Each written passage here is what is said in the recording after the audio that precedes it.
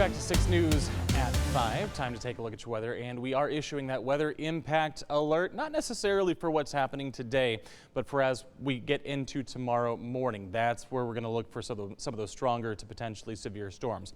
For today, we did see a few showers sneak into parts of the Brazos Valley, but for the most part, everything was well off to our east. A couple of thunderstorms out there.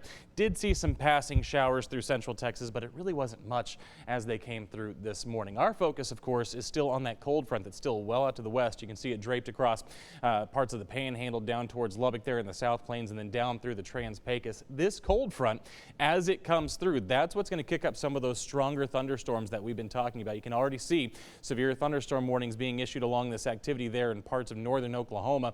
We're not going to see what Oklahoma is seeing. In fact, potential for a couple of tornado warnings I saw out there earlier today. For us, mainly a wind threat, and really it is not going to be a huge threat for that wind. We're kind of at the tail end of this system, but we can't rule out the possibility of some of those very strong wind gusts. Timing on this is going to be about 6 a.m. to 10 a.m. tomorrow morning.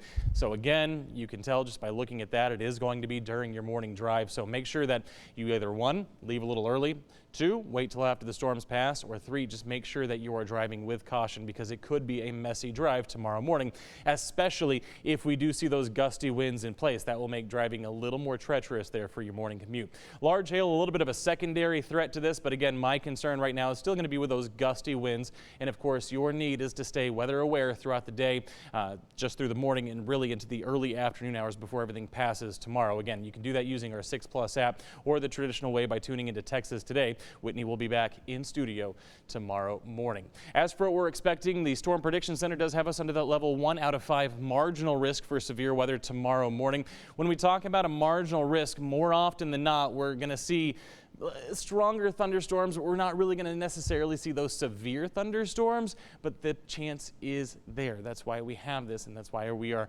alerting you to what we're looking at for tomorrow morning. As far as we expect for the rest of the evening, these storms will come to an end in our eastern counties, and then we'll have a lull of activity until tomorrow morning.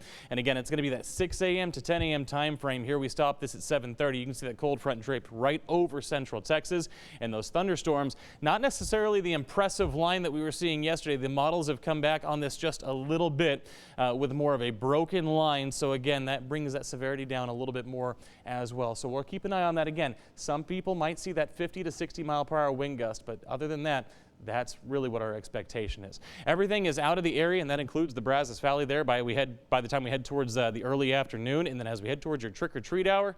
Take a look at this. Clearing skies, a little bit breezy, but it will definitely be dry for trick-or-treat out there. The other thing that we're looking at is, again, we're going to start off in those mid-60s, but this is going to keep us a little bit cooler tomorrow. We're only looking at highs right around 80 degrees for tomorrow afternoon. Heading into Friday, we do bring rain chances back in a little bit. It's not great, but Saturday we will be looking at even better chances for rain as we continue into the afternoon. And after that, we have multiple days of rain chances, and that goes all the way through into Election Day as well. As for your 7-day forecast, again, temperatures a little bit cooler tomorrow, staying that way through Saturday. We'll see them jump back up for Sunday and Monday, but then another cold front comes through between Tuesday and Wednesday, and that'll bring some true fall-like weather back to the forecast. But again, the big story, 7 straight days of rain chances. If you missed any of your forecast, again, you can download the 6 Plus app for free on Roku, Fire TV, and Apple TV as well.